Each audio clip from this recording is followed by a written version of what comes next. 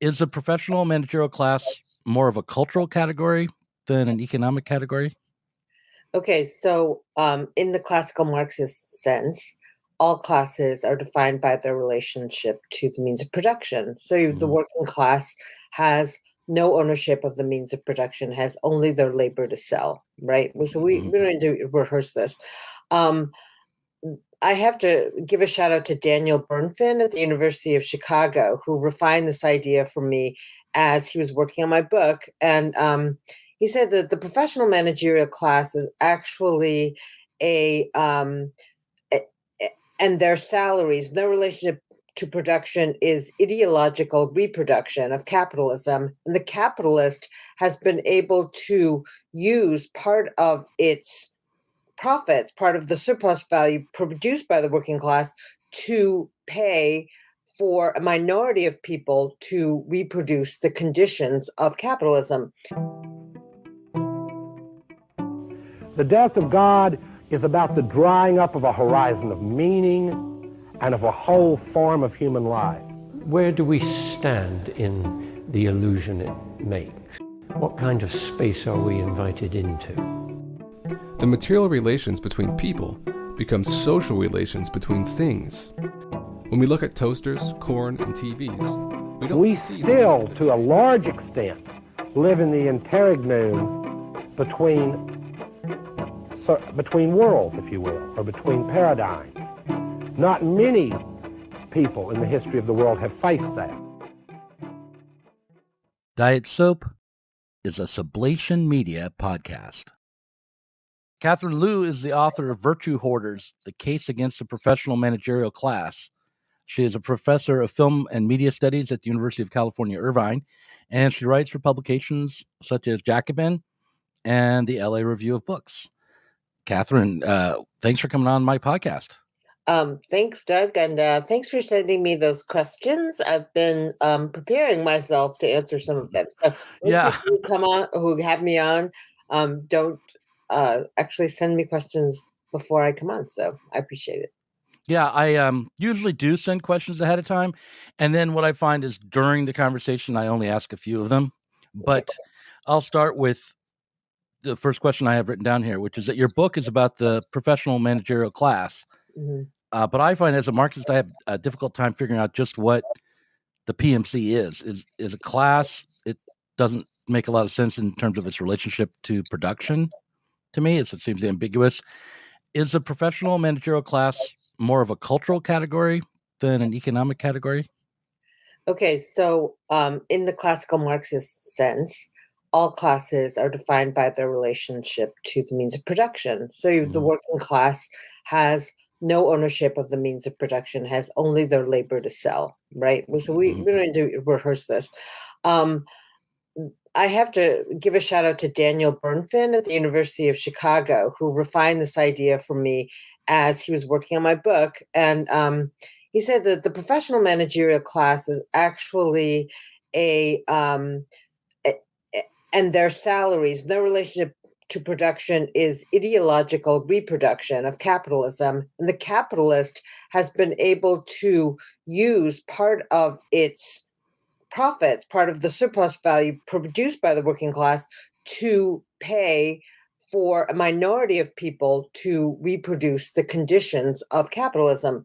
If you want to do this in a more basic way, you could say that the cost of labor, of actual manufacturing labor, keeps going down. It's squeezed so much because global capitalism has found that, we're in trouble now because of this, like stretching the logistics, stretching the web of production is cheaper than actually keeping manufacturing jobs in the United States, right?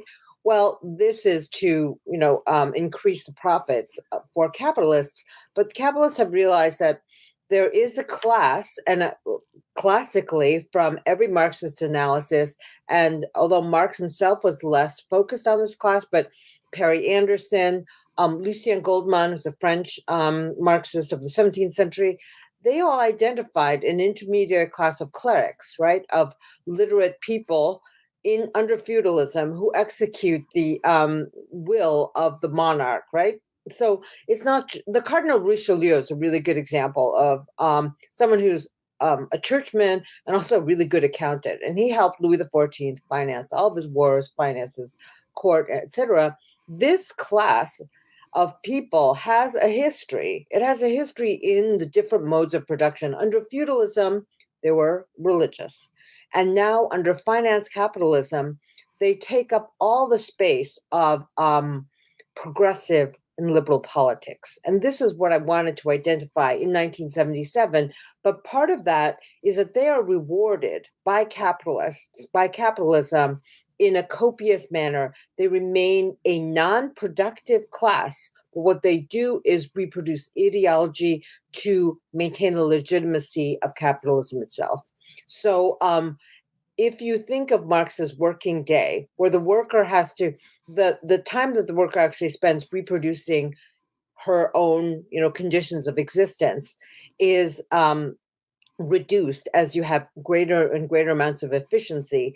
You have the peel off of surplus value increasing for the capitalist. And today what's happened is the actual labor, let's talk about the iPhone, the actual labor of putting together the iPhone, the labor power that produces profits for Apple is the 1.5 million people working in Foxconn right now in southern China. It is the, maybe $30,000-$40,000 miners who are mining the rare earth minerals for this production. But who is paid in this class who's not Tim Cook, who doesn't own Apple, right? Who's not a capitalist?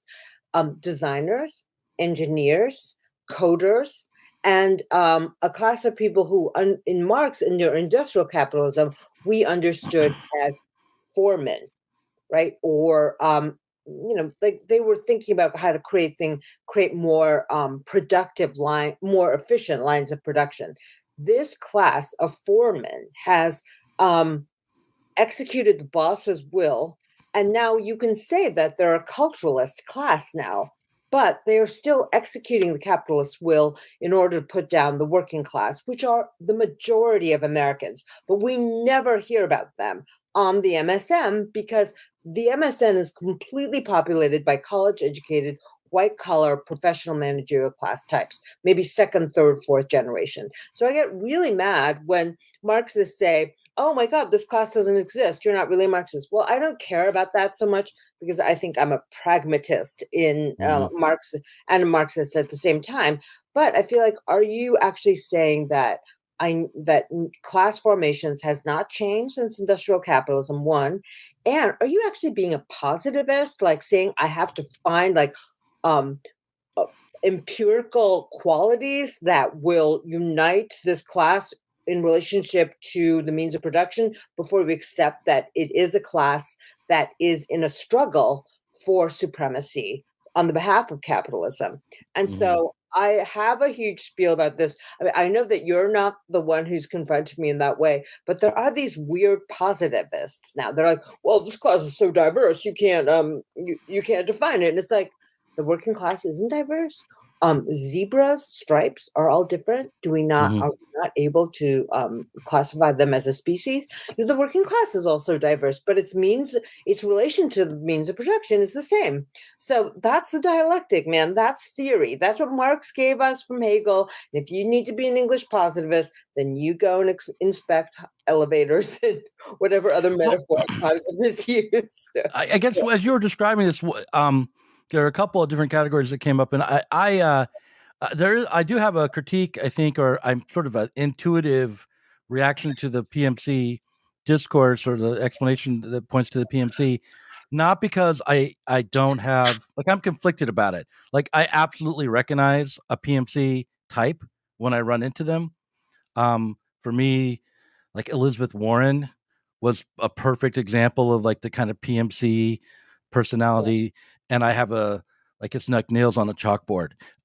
So I know I kind of have this, I think we're kin in this way. Like we agree about some of these people, but then when I try to step back and be dispassionate and analyze it, I get a little confused. And the reason why is not just so much that I think things have stayed exactly the same since the 19th century, but I wonder about, I guess the thing I struggle with, not just in this context, but in other contexts, is the relationship between the economic relations and the ideological relations, and how the economic relations generate ideological formations, and where and so and what I always want to do is like say, okay, when we're looking at ideological formations, we should be as clear as possible about the economic relations that are generating them, and try to trace some sort of pattern or system or causation from one to the other. And that's where I fall down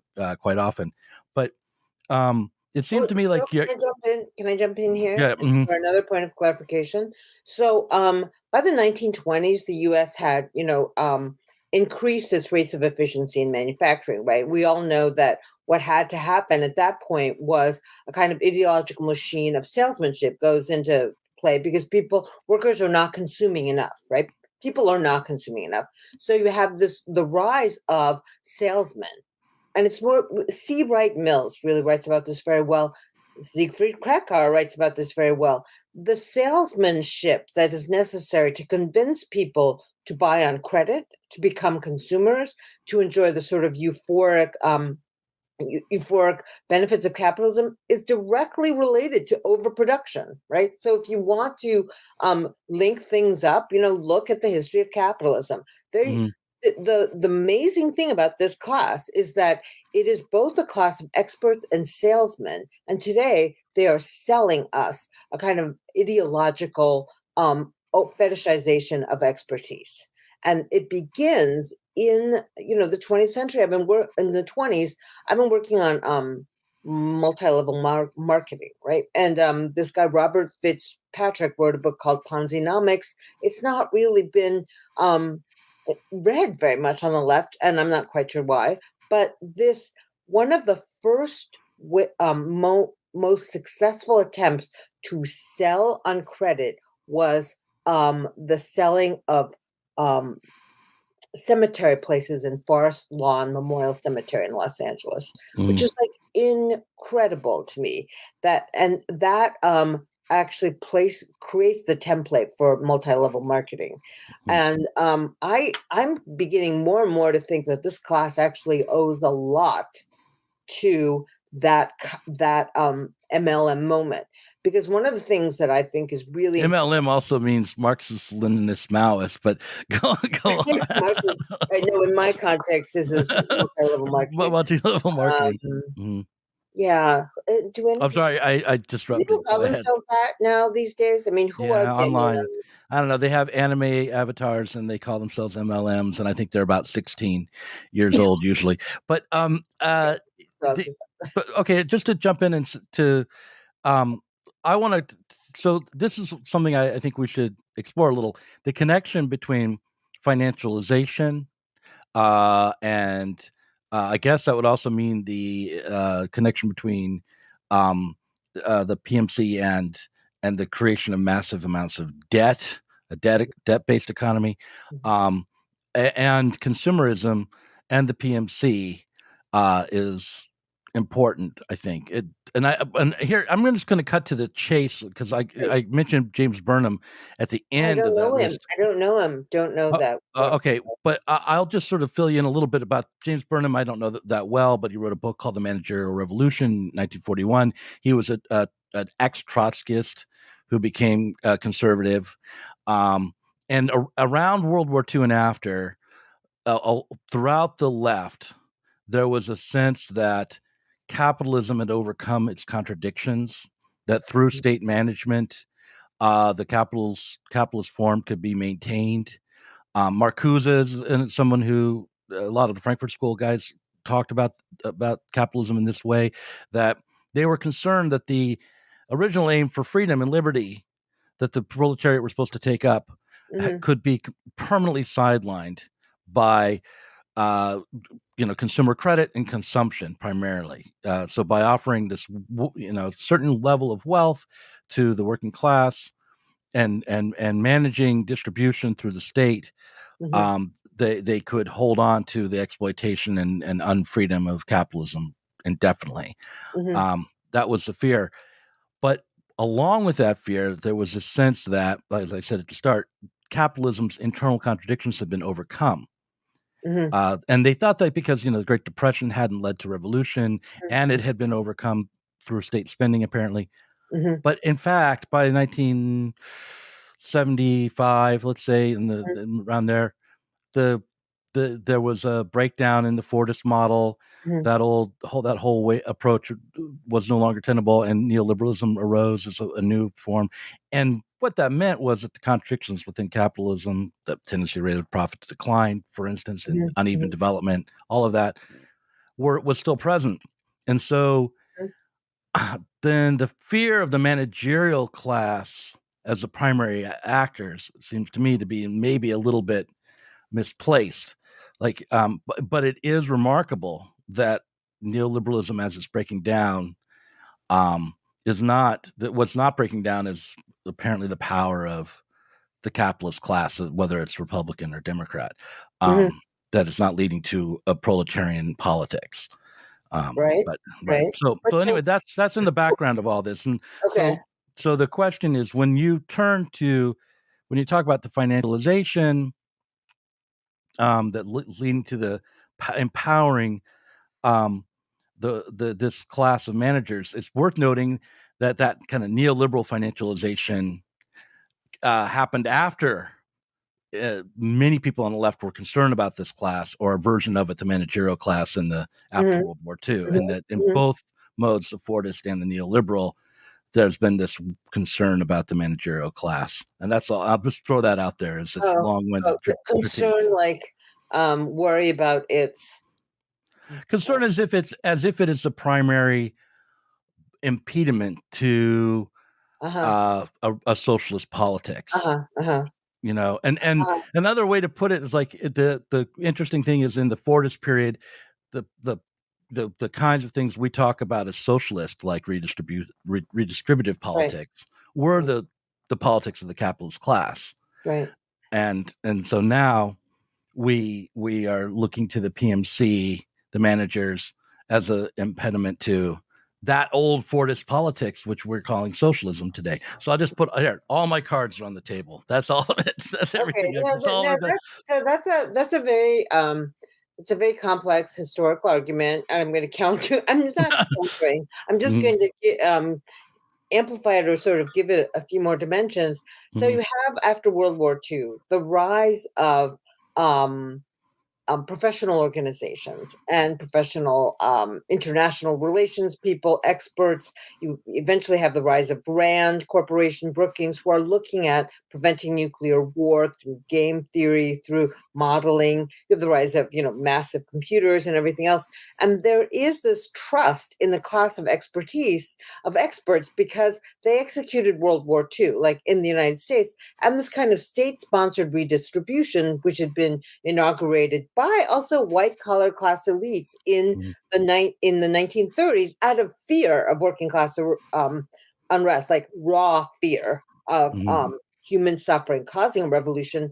There was a much greater degree of public trust in the government's ability to redistribute, and in this foreign national, what we call now the national security state, in protecting the interests of the United States. The Cold War was launched. It was immediately, creating this agonistic relationship between, erstwhile allies.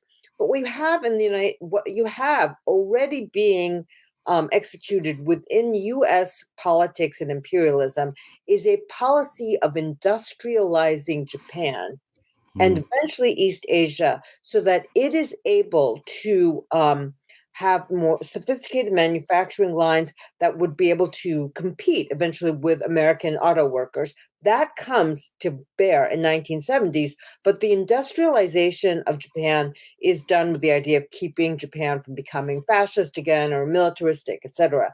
But the Japanese pioneer what we have today, which is low-wage manufacturing, creating East Asia as a site of low-wage manufacturing. And I would say, like in 1972, when the rate of profit, and the Fordist model is failing, I think I wouldn't say it's a conspiracy theory, but the owners of the means of production realized that the Japanese model, the East Asian manufacturing model, didn't have to be competitive.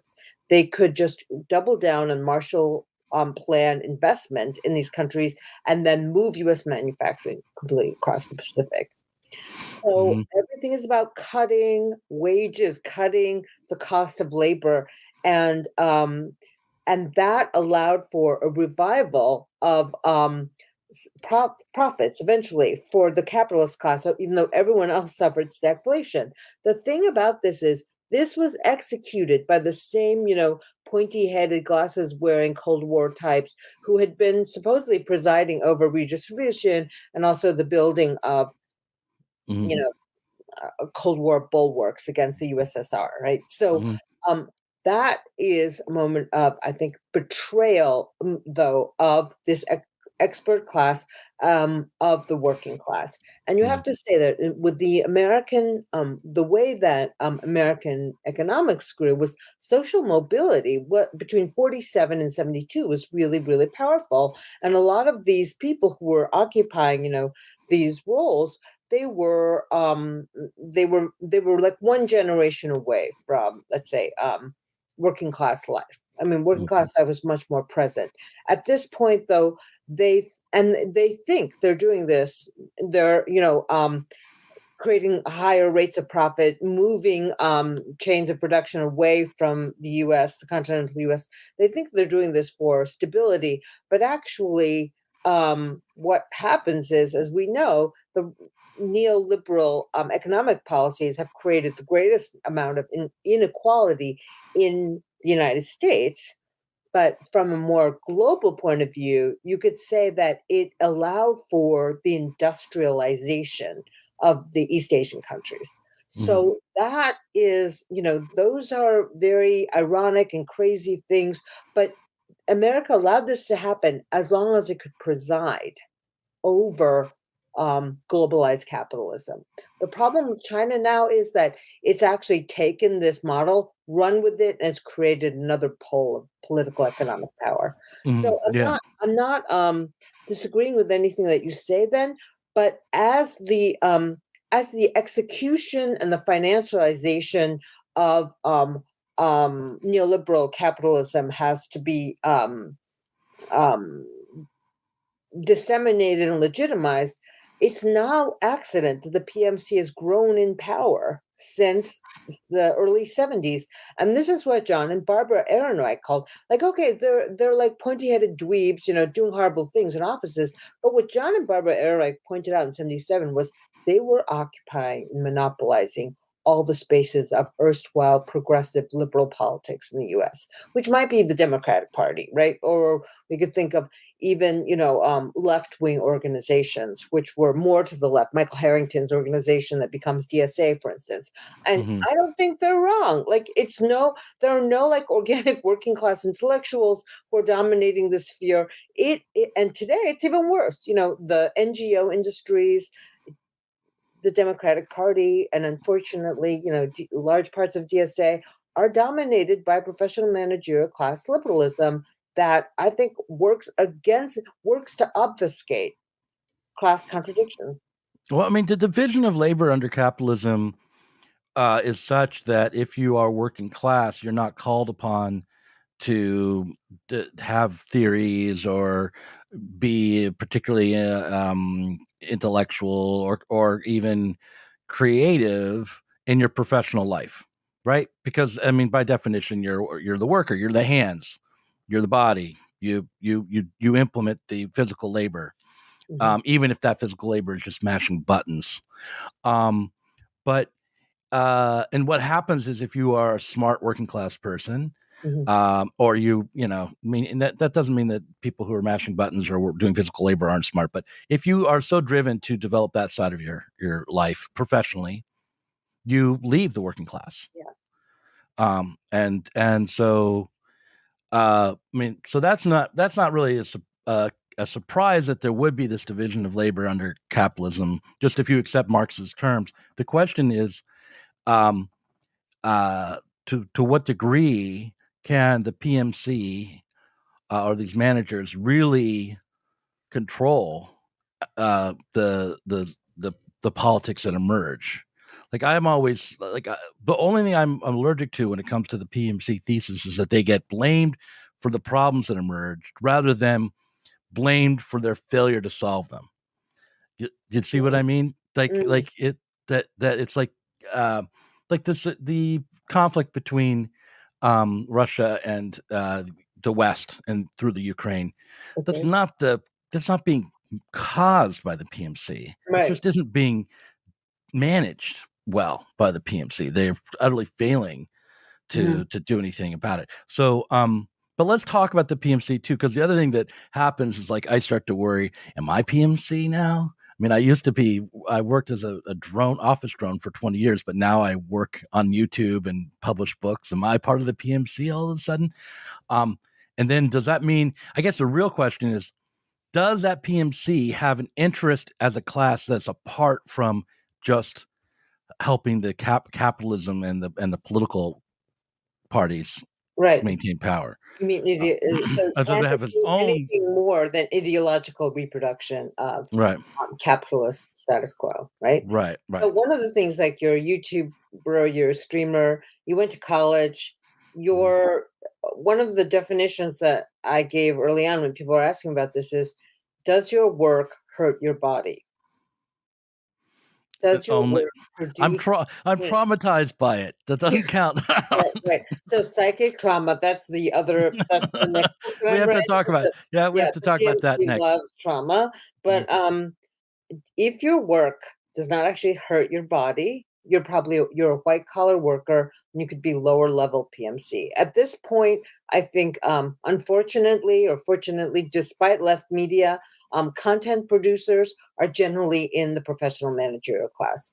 And when you have a content producer who isn't, he probably uses like transgressive, vulgar tropes like Trump himself to flout PMC propriety. But content production and sort of the good parts of liberalism that the PMC should be protecting, which is what I think you were saying about the Ukraine, is general skepticism and a trust in reason, right? The contemporary class has completely capitulated on both those counts.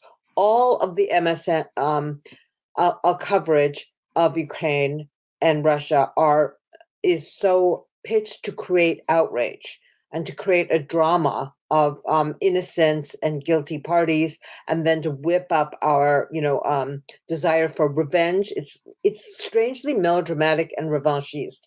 Like, if you actually had a functioning journalistic cadre of people who believed in objectivity, which allegedly high liberals do believe in, then every moment of coverage of this conflict would look at the history of what happened to Ukraine, what happened to Russia, what the dissolution of the Soviet Union meant, how many people are of Russian descent in the Ukraine, what NATO is. But we get nothing of that. We get like one bombed out building, two bombed out buildings. We're so inured in this culture of melodrama, and actually, like, the values of high liberalism that the professional managerial class should be preserving, but are not, because it's not actually an objective neutral class, is are completely thrown out the window. Like, we've been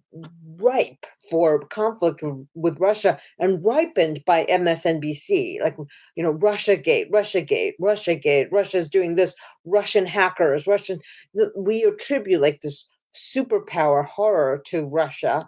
And that is how we, construe this whole conflict. Putin is, I don't know, mentally ill. He's out of his mind right now, but it's not about him personally. It's actually, this geopolitical conflict has deep, deep roots in what happened in the dissolution of the Soviet Union, related to the bombing of Sarajevo by NATO.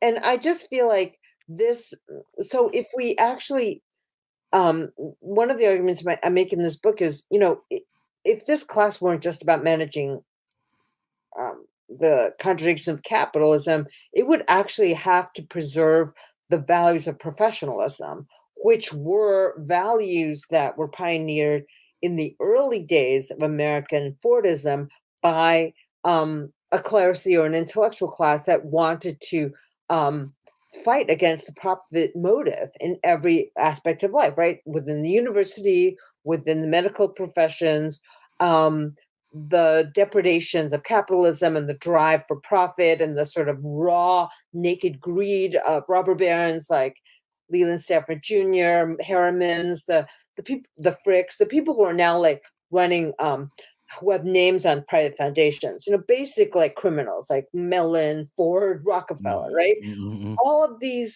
those powers that be were seen as enemies of the professions, of an emergent professional white collar class, which may not have liked working class immigrants or working class people, but felt like they were being exploited and suffering at the hands of the Carnegies, the Mellons, the Fricks, the Harrimans, the whatever, the capitalists of the day. And now you have a class which is begging for money from Gates, from Mellon, from Ford, from Rockefeller. And this is also like how this sort of nonprofit world, which was supposed to be a bulwark against capitalism, has become fully absorbed within the ideological machine of capitalist reproduction.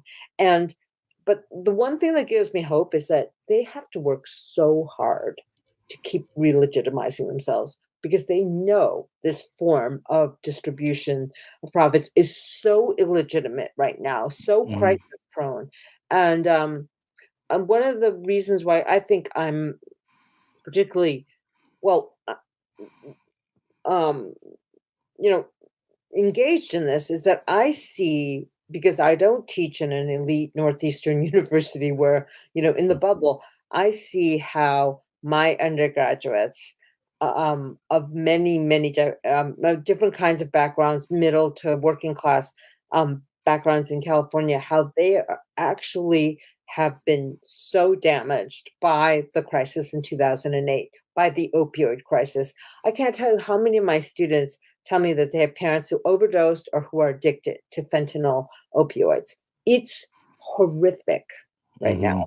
But the more horrific it is, the harder the PMC and the content producers of liberalism and neoliberalism have to work to legitimize what is happening right now. Well, you said something early on there and just now, which I think really needs to be underlined, in the way in which the dominant ideology that wants to reproduce capitalism, for two things. One, it can't live up to its own ideals. It can't live up to the ideals of a free society based on reason and open discourse and historical, right? or skepticism, or a historical understanding.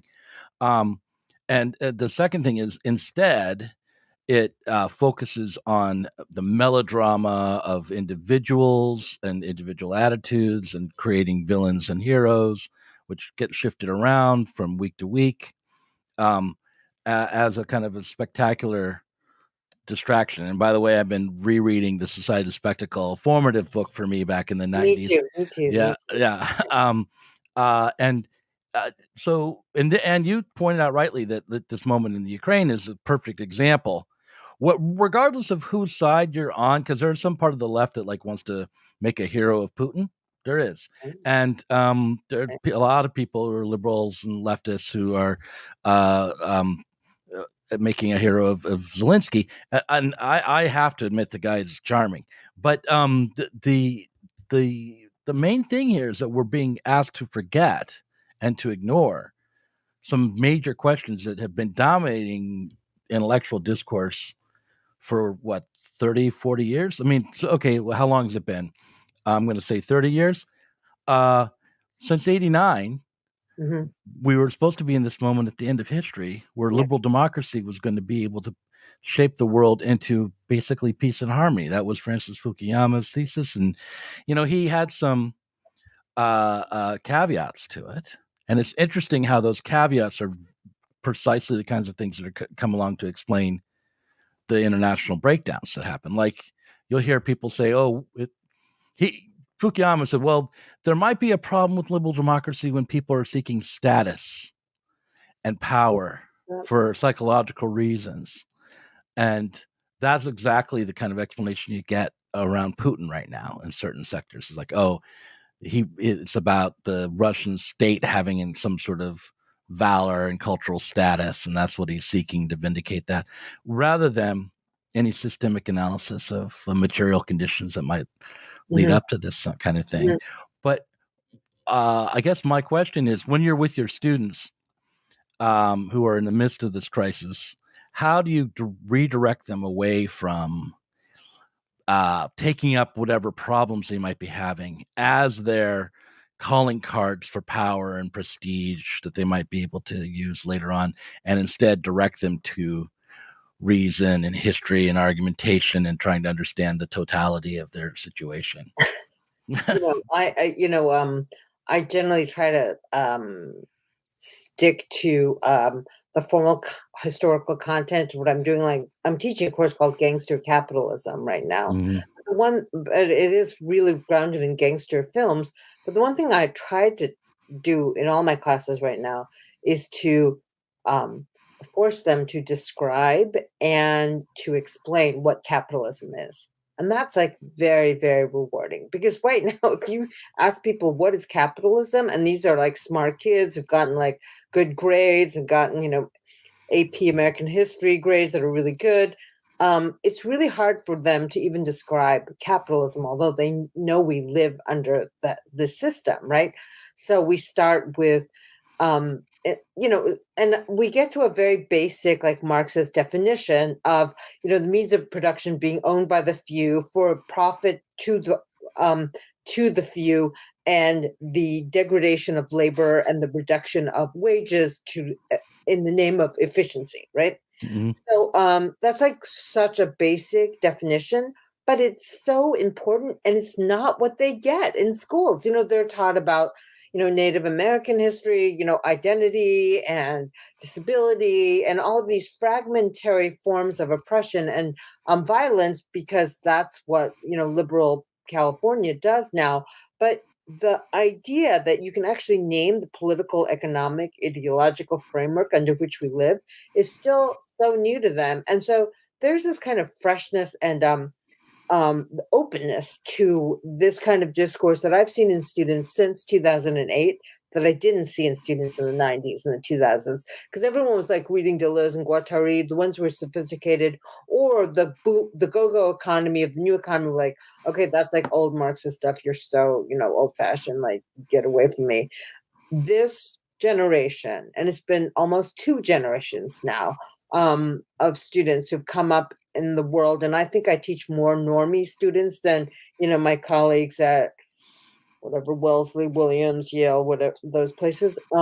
They are just so open to identifying and criticizing what this system, what capitalism really entails. And one of the other things that we talk about is, these narratives in Hollywood, right, which we could just call the spectacle.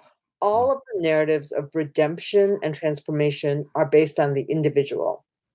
And when there is a group involved, it's usually very clannish. Within gangster films, it's like the family, so there isn't ever any understanding of class, even though in the 1930s, it was very clear that capitalism was in crisis, and the early gangster films were about like they were about debunking the Horatio Alger myth, because the Horatio Alger myth since the 19th century was like rags to riches, work really hard, get really lucky. And actually the gangster film is rags to riches to rags again. And that implicitly is a critique of social Darwinism, of the ideology of early capitalism. So a lot of the society of the spectacle stuff that I've been thinking about, informs my teaching. And right now, I feel like I have never seen more students more receptive to addressing the totality. I mean, maybe there have been, everyone in positions of authority around them are woke. I mean, because we are in California, right? And they're in a public university system. But to actually, I don't try to counter that, like, guys, don't be so woke. This is very oppressive, or, this is an HR managed way of dealing with other people. I just give them like another paradigm. And it's just me, but I also can't tell you how intensely engaged the reader response has been to Virtue Hoarders. I'm still getting an email a day from the most diverse groups of people, from people all over the world, and most recently from a young woman, African American woman, who wrote a book about a dissertation about gentrification in Philadelphia. And I'm hoping at some point to do a project on the Black PMC. And Oh yeah. and I think that, and building on Cedric Johnson's work too. And so I feel like we are able to talk about class again. I mean, we can have disagreements, but they're like very intense discussions now about class. And I've never seen this in my lifetime within academia, because like I came of age in the 90s, then early 2000s, and people were like, oh my God, rhizomes, man, flights of whatever. And even Badiou didn't talk like communism, man, cool. And Zizek, with his Lacanian, libido thing, just enjoy. Nothing, these were leftists, but they just didn't want to talk. The class just never came up. Even for like Jameson, if you look at his work, now we can do like hard searches with digital forms, and the discussion of actual class is very, very marginal. Well, I don't know for sure, but I would suspect that the reason Jameson didn't talk about class the way we might want him to is because he came out of the milieu that was dominated by the Frankfurt School and embraced this idea that class contradictions have been overcome by the managerial. San Diego, Marcuse. I don't disagree with that. I mean, I do feel like the Frankfurt School. I have a sympathetic, probably more sympathetic view of the Frankfurt School. But I like them. I think they need to be read. Marcuse was like kicked out, though. It's like the California Marcuse, right? Yeah, So right. But the one, but I do agree that their discussion of class is very truncated. However, their identification of Odysseus as the first bourgeois capitalist, I think, is fantastic, because he's just always like transactional. He's ready to make a deal, and he doesn't want to be like ripped off by the gods. So he's always trying to like cut the other person off. He's like, Poseidon, I don't really want to sacrifice to you. I want to go home, but I want to keep my stuff. I want to enjoy the sirens, but I don't want to go and kill myself. So everyone else has to work to row me, and I can enjoy culture, on the backs of the working class, the guys who are rowing me past the sirens. I do think that crazy anthropological analogy is like, that is quite epic. Yeah. But, I want to ask you about trauma. Because I saw your lecture on trauma, and it was a paper, beginning of a book that you're working on trauma.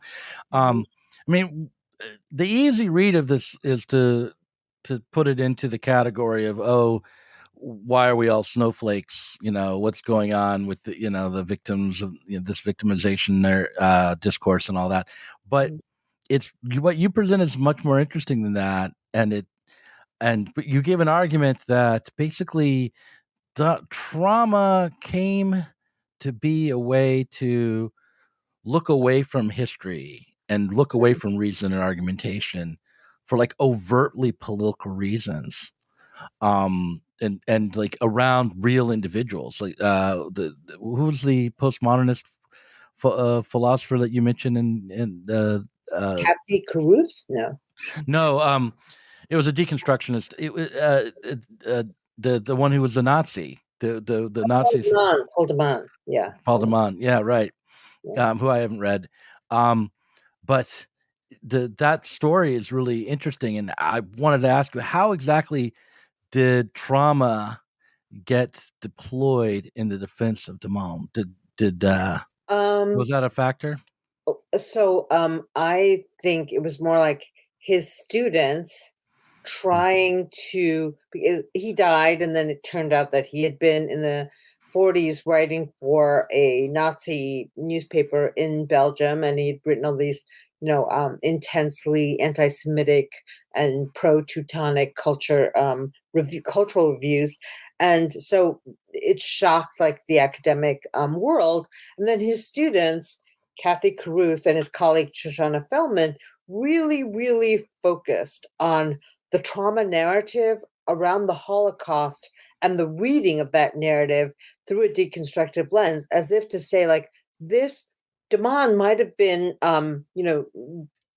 deconstruction's roots in Domanian thinking and this thing about ambiguity and the abyss of interpretation may have been associated with someone who was very Nazi sympathetic in his 20s, but nevertheless, it represents the highest ethical, epistemological form of close reading and interpretation that can overcome ideological falseness like left-right divides, and also give us the most direct and ethical access to the suffering of the Jews during the Holocaust, right? And afterwards. And so that historical trauma becomes incredibly privileged in trauma studies, or even actually exclusively privileged, to the exclusion of any notion of oppression, domination, or exploitation that might have come up from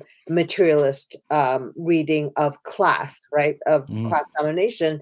And it was a reputation washing that was actually really, really effective, because deconstruction in the 90s was still the most prestigious form of literary criticism at the time. And so they had to, and so his acolytes and his students really focused on creating, and this was a turn to ethics, like, we're going to be the most ethical listeners of these Holocaust testimonies, because there was at Yale an endowment, and Spielberg and the Fortunoff family have kept it going, of videos of survivors. And so Damon dies in 83, and then this thing comes out in 85, 86, and then the trauma studies comes really strong in the 90s. But the idea is that, I mean, this might be getting like too abstruse or something, but these constructive types were like, we really listen to the other, we pay attention to the other, other people otherize the other, and we understand, we are shaken by the testimony of the other. And it's almost like if you listen to someone's testimony of trauma, you are traumatized too. And that gives you this privileged status. And there's a whole like extraordinarily elaborate, philosophical, literary critical apparatus by which we're supposed to respect the testimony of trauma. This is the high culture aspect of this. Oprah Winfrey had gone on her show in front of millions of people in the late 80s, and she had talked about being sexually abused by a family member. So it was in the air. Like, it wasn't so brave of these academics to come up with trauma studies. They were sort of moving through eclectic forms of popular culture and realizing that this was something that could be a way of talking about damage that was depoliticizing and remarkably in tune with the end of the Cold War. Because the other thing you could talk about, and New York Review of Books and all these other places were really in on this, and New Yorker still really in on this, the other thing to talk about was the trauma of communism. Oh my God, that was like a big thing. Like, oh, my family suffered under communism. We escaped communism. So communism and fascism become the loci of trauma in history, like in their really lame view of history. And this is an end of history moment. As Fukuyama says, these people were participating in that liberal ideology and saying, nothing bad can happen now, because we're all like upper middle class PMC people listening to the trauma of people who had suffered in the Holocaust and who were dying, and and so we need to preserve their trauma, and we need to pay attention to people who had suffered under communism and their trauma. Meanwhile, American inequality is growing. Although I do have to say the working class was in better shape at this time than it is now. The working class has been destroyed, is fundamentally destroyed. The Rust Belt is rustier. Small towns are more desperate, but it was happening. Like, it was already happening, right? Jobs are being offshore. There was enormous amounts of big box stores already, destroying the fabric of small town life. Mining was already in a crisis. Oil and gas was still doing okay, but the extractive industries were also cutting labor. So these things are happening, these things that you and I know are happening under neoliberalism and its economic policies to destroy the life world and the wages of the working class. But that never, ever appears in this discourse because there's no present trauma, because we live at the end of history and we can only identify historical traumas, not economic, but sort of they talk about the Holocaust as if it comes from nothing. There's no discussion of German inflation or German why the rise of German nationalism, or how disgusting the whole part of anti-Semitism embedded in European capitalism is, right? Mm-hmm. No discussion of that, right?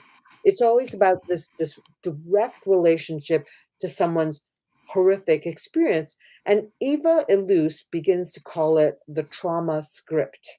And that's what's really remarkable about this refinement of the society of the spectacle, is that we are now demanded to participate in our confession of our private experiences according to a trauma script.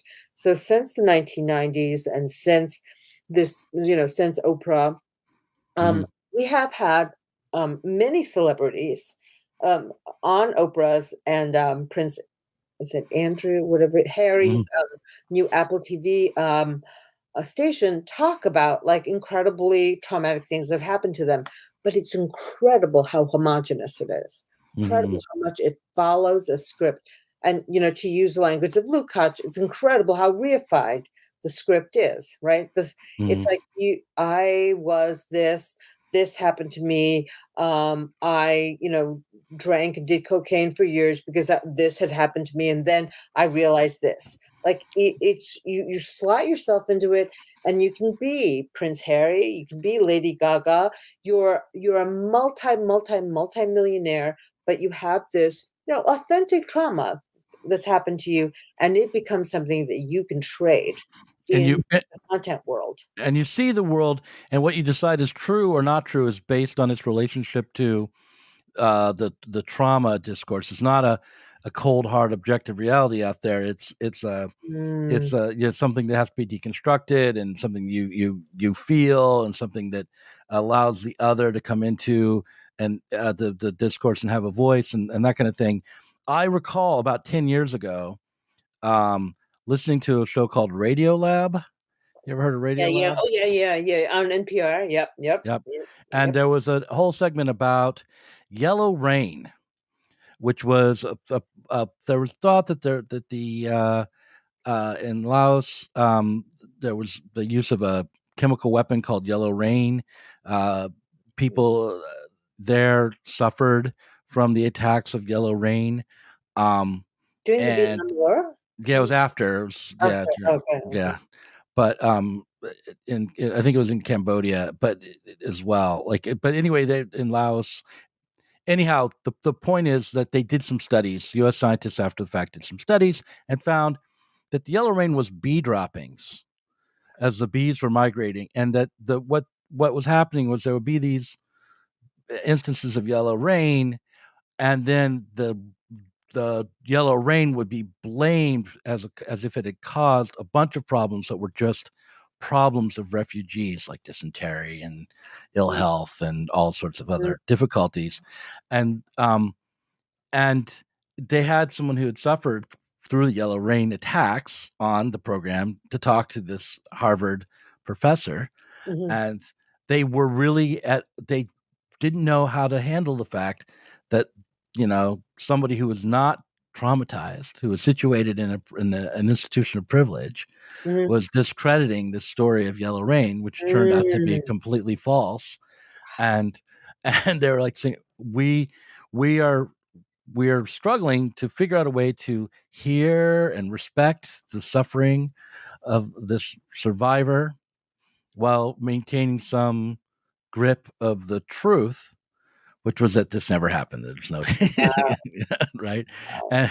And so that, to me, listening to that, I was like, oh, I can let go of this lived experience nonsense. I don't need to worry about where someone is positioned on the ladder of oppression. I can actually just try to look for good evidence and reason to be my guide, and that's probably going to be the better thing. But it's still out there. Space for that attitude is less and less acceptable in in the culture industry, because because the culture industry is reproducing oppression as a sort of black and white game in between like perpetrators and survivors. So if you want to be a good person, you're a survivor, and if you want to be a really good person, you're supposed to believe all survivors.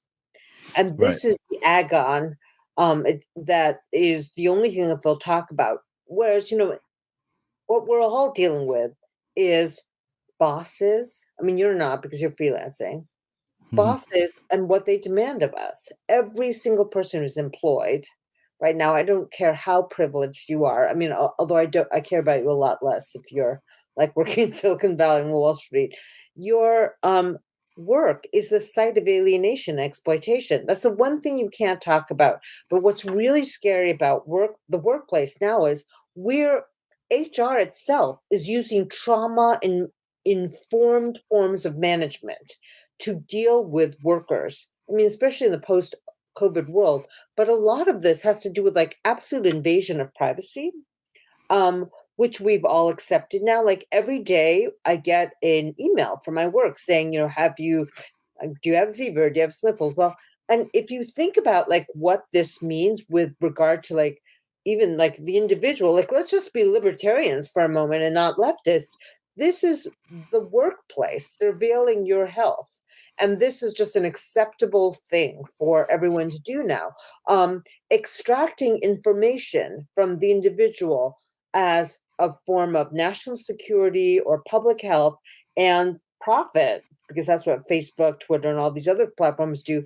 That's just seen as like normal now. But the coercive, the soft coercive aspect of this is to accept an interaction where I'm a survivor. I'm either a survivor, I'm producing the spectacle of empathy for consumption or for other people. And I'm telling you, like younger people who are in the workforce whose jobs are much more threatened than mine or yours, they are terrorized by this. And there's no even room for critique or skepticism, right? They're all supposed to respect lived experience.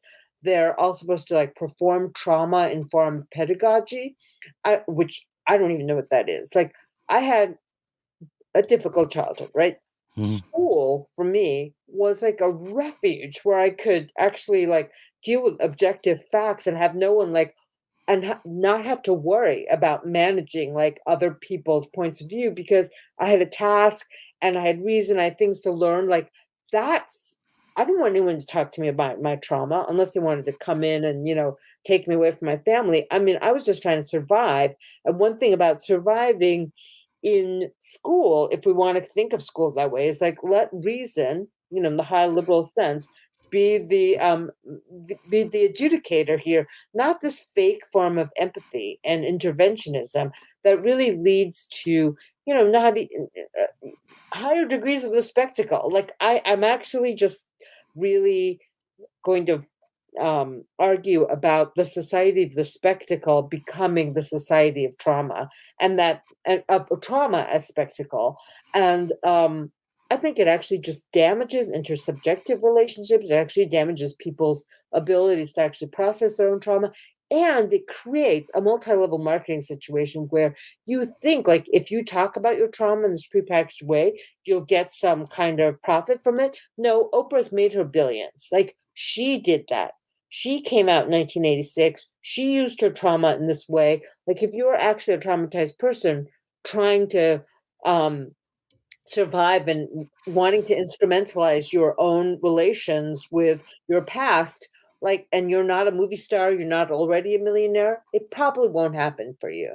Like maybe 1 in a million chance you'll get like an Instagram following or something like that. But you can try to enter the society of the spectacle, but all the profits of trauma as spectacle have already been taken. It's like everything else, the capital is concentrated in a few hands, And, you're going to have to wait for there to be some sort of crisis in the trauma industry before you can break in and get the goods cheap. Listen, we've been talking for about an hour. I really appreciate what you're saying and having the opportunity to talk to you. I'd love to have you back on sometime. The thing that gets me in this moment is it feels as though with this crisis and the invasion of Ukraine, that it would be a moment where everyone, no matter what their political ideology, would be driven to try to think about the objective facts and try to understand what was really going on, considering that the prospect of a nuclear war starting in Europe is a pretty terrible It's one. closer than it ever has been before in our lifetimes. Yeah. Yeah, that's right. I mean, I wasn't around for the Cuban Missile Crisis, so this is the last time it's been like this is probably That's around right. that time. That's right. And yet instead, we're still, looking at it as if it's like a soap opera or some sort of drama This and kind of good Western, good guys versus bad guys, or we're gonna have this like purgative violence. There's like the violence of the bad guys. I also write about this in the book too, but the PMC is actually like says it's for peace, but it actually is for a higher form of violence that's going to guarantee the peace. And that was all the way through the Cold War and everything else. And so I feel like we're being primed for that.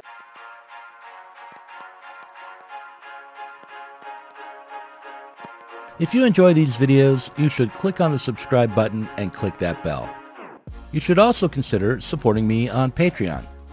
Patrons get access to a second behind-the-scenes Parrot Room discussion where we dish out gossip or go into the weeds on topics such as the tendency of the rate of profit to decline, imperialism, and the critical theories of Tiffany Brissett and Donald Most.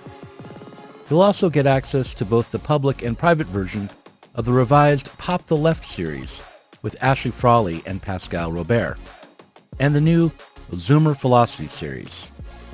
Your support will not only make content like this possible, it will also help to establish a new publishing venture through Diet Soap Media. Right now, supporting me on Patreon will make a big difference.